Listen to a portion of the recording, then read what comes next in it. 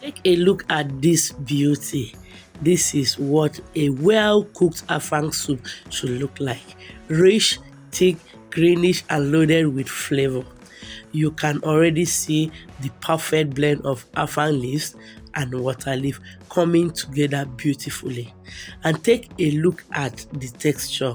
Not too watery, not too thick, just perfect. Every spoon is packed with goodness, from the properly cooked proteins to the rich seasoned base. This is the kind of soup that pairs perfectly with semo, fufu, or pounded yam. Honestly, this is not just food, this is an experience. If you love good Nigerian food, then you definitely need to try this.